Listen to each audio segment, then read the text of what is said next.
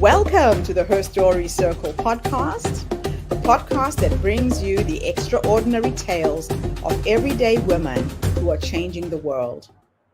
I'm your host, Gertrude Mache, and I'd like to acknowledge traditional custodians of the land on which we meet today. I also like to pay my respects to elders, past, present, and emerging. Every week, we dive into the lives, challenges, and triumphs of women from all four corners of the globe. We're here to inspire, enlighten, and connect, sharing stories that uplift and empower. So grab a cup of coffee, settle in, and join us as we explore the incredible journeys of women shaping our future. This is Her Story, where every woman's voice matters. Welcome back, everybody. Tonight, I have yet another amazing guest. Welcome, welcome, welcome to our tribe. Please tell everybody your full name, where you're based, and share your story with us today.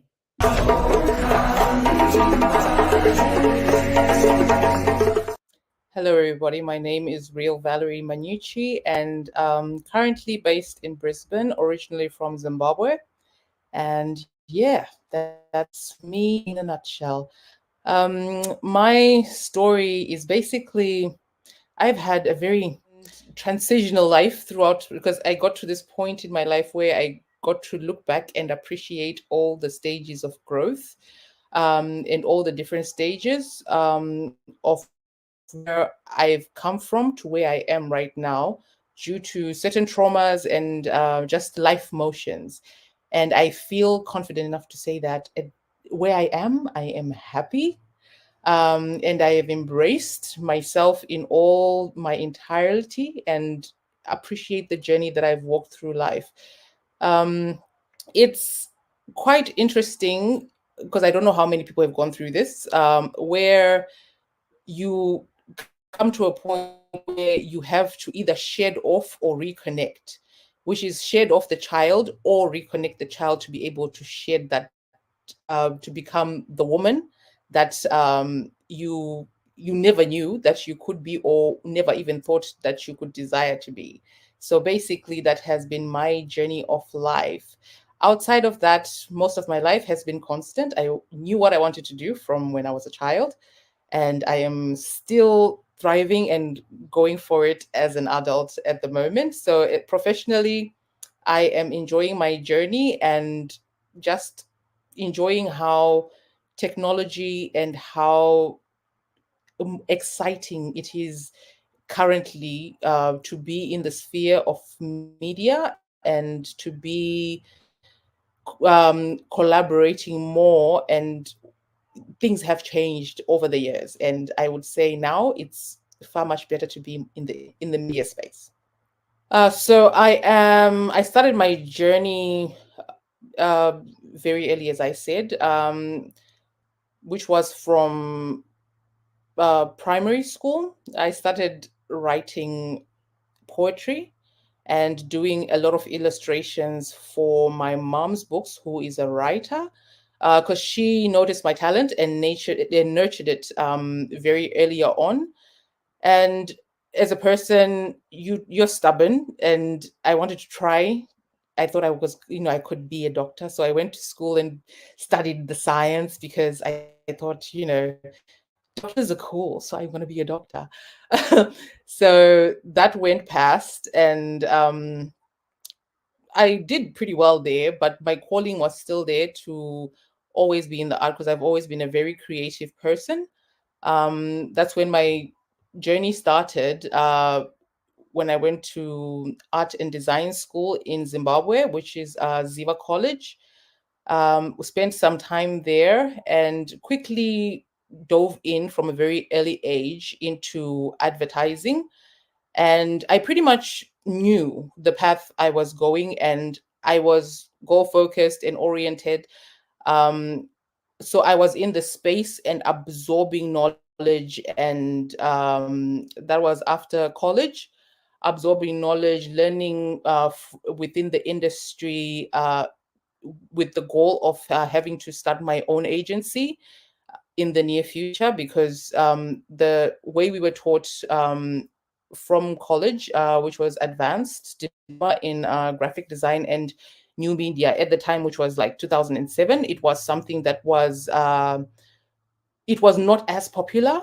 So we had a lot of time to explore and dive into marketing, advertising, and new media, in all that space, digest and take in all that knowledge, which propelled me to a very successful career as a graphic designer from that very early age.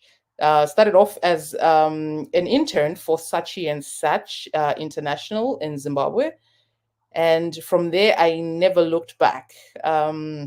Worked with amazing brands.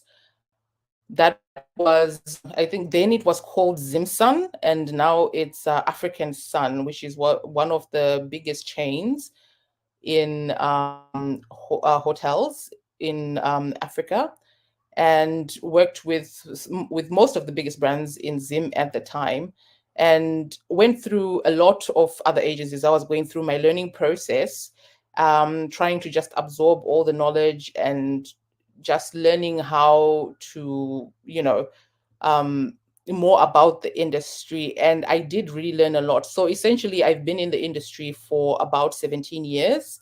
So that's a very long time. But that's mostly because I started off at 16. So yes, that was my journey. Fantastic. And now, Real, you're on the other side of the world.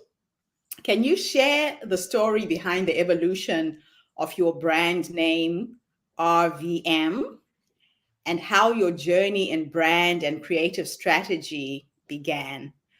Who or what have been your biggest influences in shaping your career path? My biggest influencer in shaping my career path, I would say, is my mother, because my mother was an entrepreneur. Because I remember looking at my mom when I was born, like she was in her 30s. From my earliest memories, is looking at her and thinking, "Wow, I can't believe I was born by this woman. She's so amazing."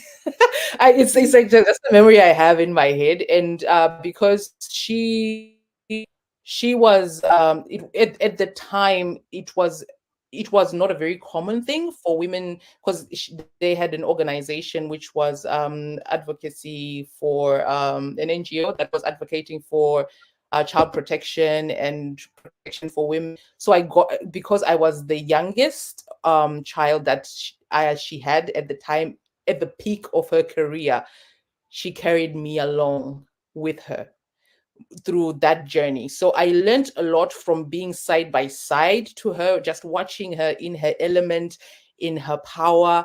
I pretty much, even now that I look at her, sometimes I'm just like I'm in awe, as because I remember I would just be in her office. I'll come from school and I'll be dropped off and I'll be in her office and she's working late, and she had a bed like set up for me for like if when she's working late. Yeah. So all those memories for me were just and I would be allowed to go, and like if the workspace was very accommodative of me. I guess it helped that the mom was the boss.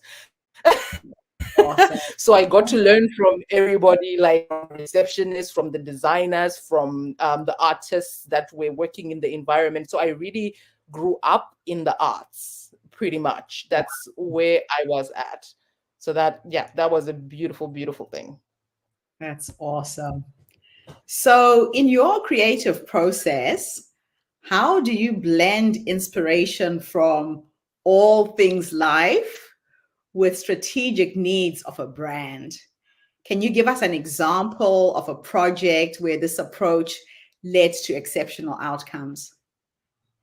So going back to, actually, I noticed that I missed part of your last question, which also ties to this. I created my brand, Reveal Studios, actually in high school. That's when I created the brand Reveal Studios, which is actually just a mash of my first and second name, which makes up Reveal Studios, and that's where the branding process started. Um, because my mom just said, okay, so you already do this. Like I used to write poetry, I used to just do illustrations and stuff like that. So I always thought it was going to be cool for me to have like a brand of my own. That's how it started. Mm, Progressionally, when I got into the advertising, I registered that brand actually when I was 17 and kind of just carried on through with that. And our VM studio is actually, I got to a point in my development, which was when I came to Australia, which came with with its own set of struggles because I had the advertising agency running in Zimbabwe, and right. it was in 2016, and then international transition of business across was not as easy, and also coming Mhm. to Australia as a new face and with no background in like you don't know anyone. It's a whole strange place. I struggled a lot. I tried applying for jobs because obviously that's the first place you're gonna get security first, and that never worked out for me actually, um, for the longest time. And I just continued with my business, running it from back home and helping the few people that needed my services here. How Right. it actually became a business was more by I wouldn't say accident transitioning it to here, but it was more of a case where someone needed help, and I was like, dude, that easy. And I just did it for them. And it wasn't meant to go anything beyond there. But then my business just went referral, as per referral, as per referral, as per referral. And then it just got to that point where okay, I just need to better manage this. If I'm going to get into this, let me just create a platform. Yeah, it's that easy for me. Let me just create a platform where I can manage all my clients. And I did that. And yeah, it's just been going that way pretty much ever since. Wow. That is pretty unique. I guess a referral business is the best kind of business you can ask for. So, as a social and digital producer, what are the most significant challenges that you face in today's rapidly changing digital landscape? And how do you stay ahead of the curve? So my social and digital bridge title that comes from the fun aspect. That is the RVM studio part of me, because I needed to separate the businesses.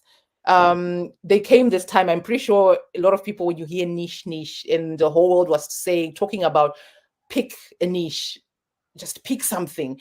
I struggled with that a lot because I am multi-talented, and I have very diverse skills. And asking me to pick one was, yeah, it was, to be very honest, that was actually one of the most challenging times of my life, having to put myself in a box. So Yeah. RVM studio, which is pretty much the same thing as review studio, RVM studio is just my name. Real Valery Manyuchi, just another version of it, because I was now trying to discover myself. To I couldn't figure out how to be the professional and be myself at the same Right. time. I Yes. it was such a hard time for me, especially to because I was so used to being in the advertising industry. That was straight. That was a professional space. There was no questions asked, and the environment was different, where it embraced, the artist in everything. But then Mm, now I come here. There's a certain presentation where people have certain, at face value, certain mm, expectations. They wouldn't really expect you to like be on TikTok at that time, like be on yes. TikTok and be all that active, and then still take you that seriously when you now Yeah. say, oh yeah, by the way, I am a developer. That was kind of, so I needed to, at that time I needed to separate the images, and I did what I knew best, created two separate images. It was a Yeah. challenge trying to juggle and keep them separate, since I am one person. since I am one person. The journey still goes on, but now I've just come to that point where it's, you know what, at the end of the day, what you see is what you get. It's either, we vibe or we don't. At the end of the day, we need to have a connection for us to be able to create magic at any Mm. point. So, with your background in social work, how do you integrate social responsibility and welfare principles into your strategies for brands and communications? So with my social work, which was, I had to tie it in somehow because I came here and I studied this whole new industry, which was Right. social work. So did social services, and since I had spent and invested so much time in it, um, chucking it away, like, That wasn't makes sense. wasn't an option because I actually, because I've worked for like one organization since then, and I have had the same clients and have this great relationship with them, and I've had the opportunity to actually, within the space of being a social worker, to work in the arts with my clients, which was Right. like a light bulb moment, like, wow, we can tie this in together. um Yes. so I had to bring all the parts of me together, in that Yes. sense, because at the end of the day, I still work in the role, and that part of me, to be very honest, is quite fulfilling.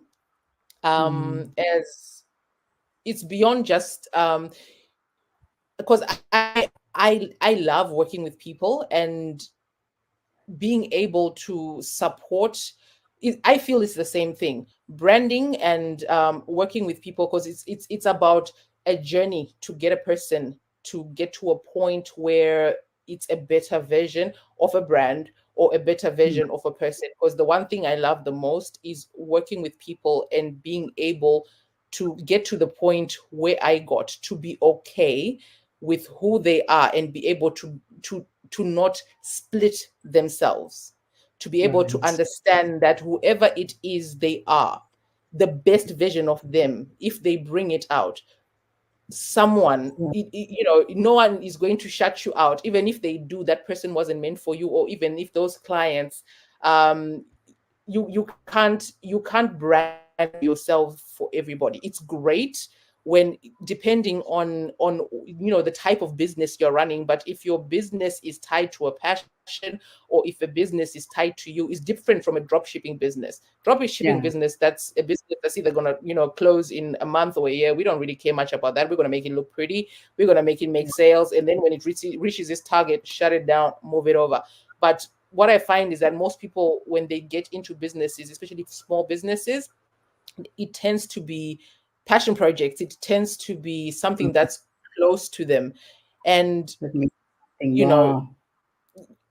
that whole thing, it needs to mean something for you to not have that burnout, for you to Yeah, stay that's true. committed. It needs to mean something. So I find that the journey of getting someone to that point of of excitement and realization, and just working on something from ground up, that's Mhm. exciting for me.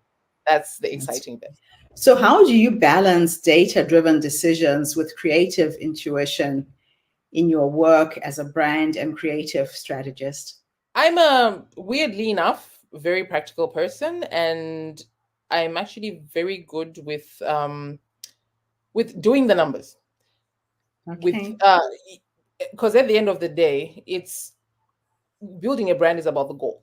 The goal at the end of the day is, because it's, we start from, okay, this is where you are, where do you want to be? Yeah, so essentially, because with brands it's more of, I this is the way I work, because I work on brands on a holistic perspective, where, Yes.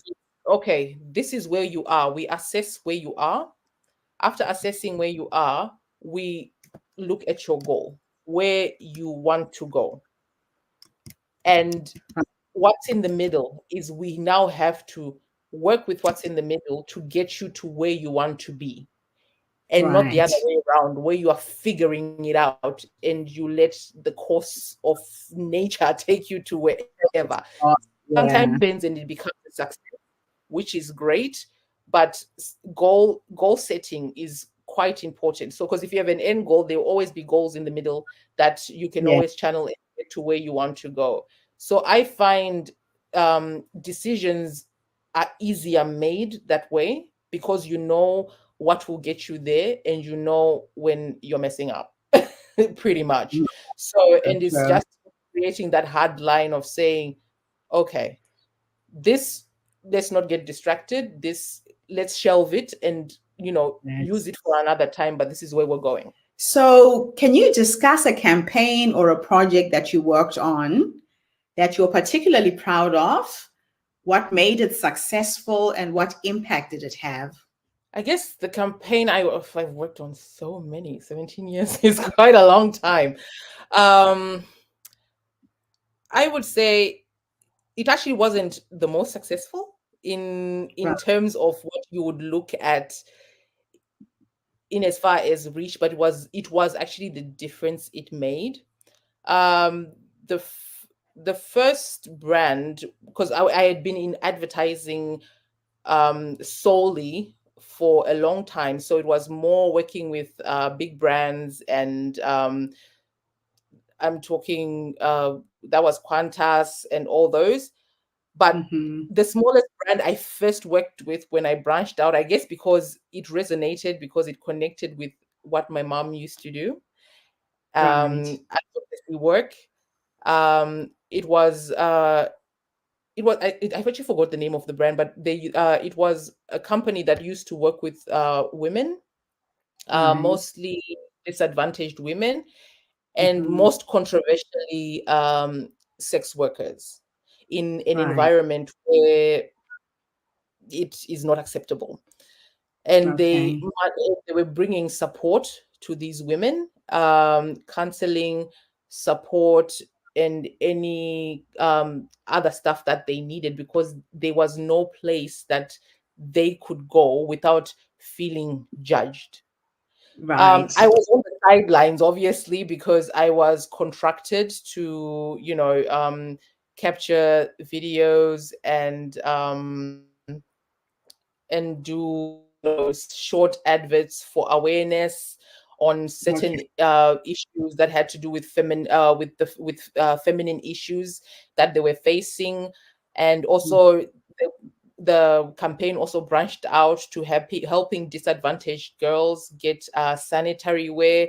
So Mm-hmm. it was such it was such an exciting project, because I just seeing lives being changed, even in the tiniest little Yeah. way, that meant a lot, in a way that, at the time, it just Mm-hmm. moved me. But because you're just contracted, but you're digesting all this information, because you have to comb through hours and hours of footage, listen to these traumatic stories, and in some cases, obviously you can't do anything, but then over time, you see people's lives being changed in real time. That, for me, yes, there was pretty much no celebritism, or like, oh, it went on the biggest billboard. It was just a Mm, social media campaign, and they were using just the resources and the funds they had. But right. seeing the change was the beauty. That was the impact. So, my last question for you is, as you look to the future, particularly with your interest in psychology and communication, what are your main goals and how do you plan to achieve them? And are there any specific areas of issues that you're really passionate about addressing? Mm, Passionate about addressing. I'm passionate about addressing. I'm more into self awareness, and I feel that, this is me. I just feel that Mm, people are not self aware enough sometimes. We mhm, carry around a lot of unnecessary burdens. We carry a right. lot of unnecessary baggages around. But I find Mm. sometimes it's the lack of self-awareness. And self-awareness, Right. I say self-awareness loosely, but it is such a broad term. Bringing it back, it was a salvation for me because I went through a very dark time in my life, and Mm. it brought me back where you acknowledge how you feel, you embrace Yeah. it, and when you need help, you go find that help. And just self-awareness is just basically in the simple things, acknowledging I feel this and this is not permanent, because those Yes. feelings that we have, how we feel about ourselves, will affect how we move in the world. It will affect how we treat other people in the world. It will affect the products that we put out into the world. The more Yes. positive you are, the more you yourself are in love with yourself, it brings a whole different world of Mm. empathy. It makes you see in a space that's beyond yourself. Real, thank you so much for coming online and sharing your story with us today. I'm excited that you're one of our speakers for our summit here in Melbourne on the 15th to the 17th. Really looking forward to meeting you in person, but thank you so much for this interview. Thank you very much. And thank you to everybody who's tuned in today. The Her Story Circle is attracting some phenomenal women from all walks of life, sharing their stories in business and entrepreneurship, health and wellness, family and relationships, creativity, social justice, and spirituality. So tune in again tomorrow when I interview yet another amazing guest. In the meantime, have a fantastic day, morning, or evening, wherever you are in the world, and bye for now. Thank you for tuning into the Her Story Circle podcast. I hope today's story has inspired you to believe in the power of our stories and the difference you can make in the world when you use your voice. I'm Gertrude Mache, and it's been an honor to share this space with you, where voices from all walks of life come together to weave a rich tapestry of diverse perspectives. Don't forget to subscribe, rate, and review our podcast to help us share these stories with more listeners. Follow us on social media by looking for the Her Story Circle podcast for more updates. And join us tomorrow for another episode filled with courage, resilience, and empowerment. Remember, your story matters, and together we're building a stronger, more inclusive world. Until next time, keep making her story.